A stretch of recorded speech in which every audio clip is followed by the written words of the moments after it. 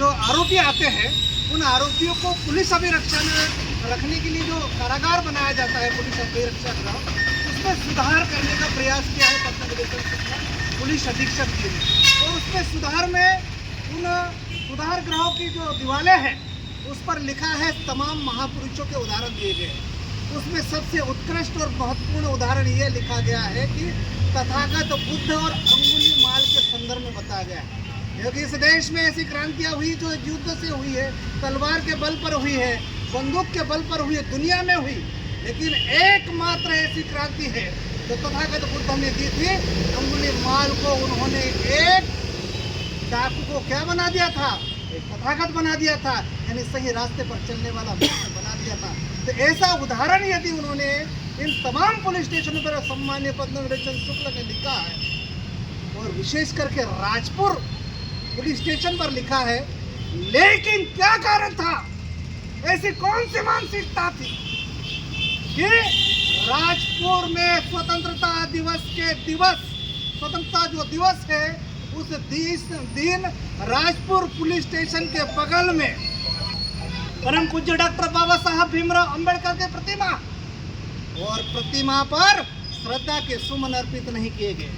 श्रद्धा के फूल नहीं डाले गए। यहाँ तक कि मनुवादी मानसिकता इस बात का द्योतक है कि वहां पर साफ सफाई नहीं की गई। सवाल ये उठता है कि आखिर राजपुर का जो लंबा इतिहास है, राजपुर में जो परम पूज्य डॉक्टर बाबा साहब भीमराव अंबेडकर की मूर्ति पुलिस स्टेशन के नजदीक है, तो फिर राजपुर पुलिस स्टेशन के मुखिया उस बात को सुन ले, हालांकि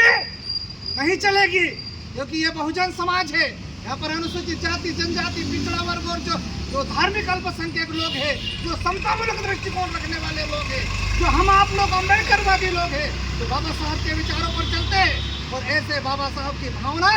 आप लोगों ने ऐसे बाबा साहब के जो अनुयायी हैं हम लोगों की भावना को आहत पहुंचाने का काम किया है। आखिर इसमें ऐसी कौन सी भावना थी कि आपने परम पूज्य डॉक्टर बाबा साहब भीमराव अंबेडकर की मूर्ति थी, उस प्रतिमा के सामने साफ सफाई क्यों नहीं की, उनके चरणों में श्रद्धा के सुमन अर्पित नहीं करे? तो ऐसी दोहरी बात पुलिस प्रशासन में भी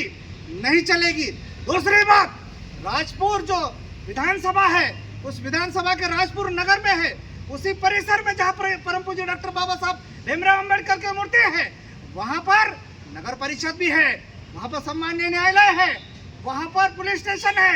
आखिर इन प्रशासकीय कार्यालयों में, इन प्रशासकीय कार्यालय के जो नुमाइंदे हैं, जो अधिकारी है, कर्मचारी है, उन्होंने जानबूझ के बाबा साहब भीमराव अंबेडकर की प्रतिमा का अनदेखी करने का दुस्साहस किया है। दूसरी ओर शासन में बसे बैठे हुए राजपुर के जो नगर पालिका अध्यक्ष है, चाहे वो किसी भी पार्टी से हो, लेकिन इस देश में जो संवैधानिक व्यवस्था है, जो प्रशासनिक ढांचा है, जो प्रशासनिक व्यवस्था है, उस व्यवस्था के तहत उन्होंने, उनका कर्तव्य बनता था कि परम पूज्य डॉक्टर बाबा साहब भीमराव अंबेडकर की प्रतिमा के सामने नतमस्तक हो,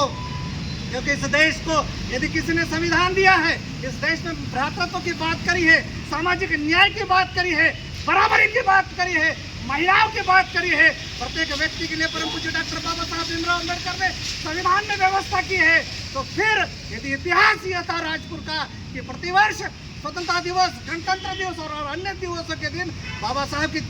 प्रतिमा के सामने फूलमाला डाली जाती थी, उनका सम्मान किया जाता था, तो आखिर ऐसी दोहरी मानसिकता क्यों आई? इसका जवाब जानने के लिए पांचमहल की धरती पर आप पांचमहल की धरा के पवित्र लोग खड़े हैं। इसलिए हमको आपत्ति है, हम चाहते हैं कि आखिर इस किस मानसिकता के तहत आपने बाबा साहब का सम्मान नहीं किया है। एक और दुनिया के सारे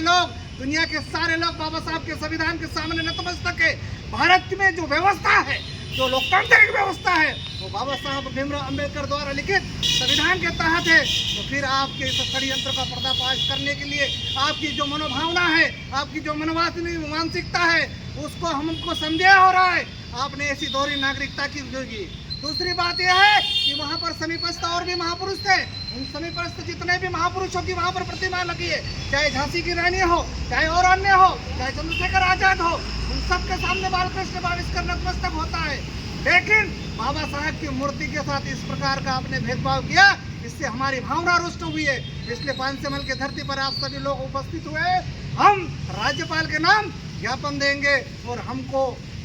स्पष्ट आपको 6 दिनों के अंदर बताना होगा। मैं सम्मान्य पद्मवीर चंद्र शुक्ला जी से, इस मध्य प्रदेश के बड़वानी जिले के तमाम प्रशासकीय अधिकारियों से पूछना चाहता हूँ।